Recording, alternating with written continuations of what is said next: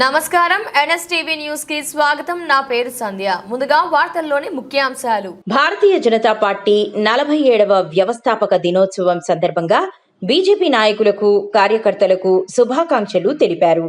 అనంతరం నిర్మల్ జిల్లా కేంద్రంలోని ఎమ్మెల్యే క్యాంపు కార్యాలయంలో బీజేపీ నేత ఎమ్మెల్యే ఏలేటి మహేశ్వర్ రెడ్డి భారతీయ జనతా పార్టీ జెండాను ఆవిష్కరించారు.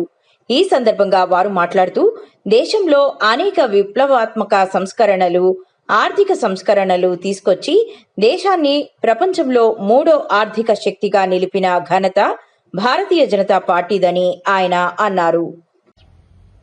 అందరికీ నమస్కారం. ఈరోజు భారతీయ జనతా పార్టీ స్థాపించిన 47 సంవత్సరాలు గడిచిన సందర్భంగా భారతదేశం అభివృద్ధి పథంలో నడిపించే విధంగా ఈరోజు భారతీయ జనతా పార్టీ ప్రభుత్వం తీసుకున్నటువంటి అనేకమైనటువంటి నిర్ణయాలు ఈరోజు ఈ దేశ అభివృద్ధి కోసం, దేశ సమగ్రత కోసం దోహదపడుతున్న సంగతి మనం చూసాం. ఆనాడు భారతీయ జనతా పార్టీ మొదలుపెట్టిన రోజు పార్లమెంట్లో 2 స్థానాల నుంచి ఈరోజు కంటిన్యూస్గా 3వసారి భారతీయ జనతా పార్టీ ఈ దేశ ప్రభుత్వాన్ని ఏర్పాటు చేసి ముచ్చటగా 3వసారి నరేంద్ర మోడీ గారి నేతృత్వంలో భారతీయ జనతా పార్టీ ప్రభుత్వాన్ని స్థాపించుకున్నాం.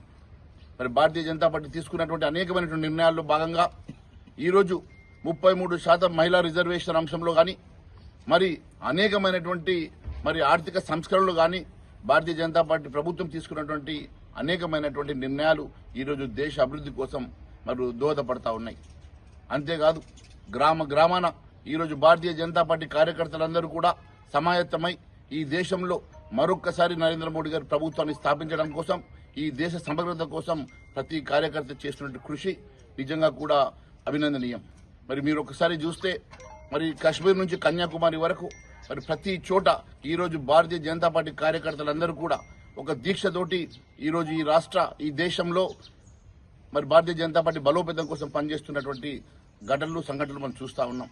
భారతీయ జనతా పార్టీని ఇంకా ముందుకు తీసుకెళ్లాలని భారతీయ జనతా పార్టీ కార్యకర్తలందరూ కూడా ఒక సైనికులు లెక్క భారతీయ జనతా పార్టీని బలోపేతం చేయడానికి అందరూ కృషి చేయాలని చెప్పి కోరుకుంటూ భారత్ మాతాకి జై.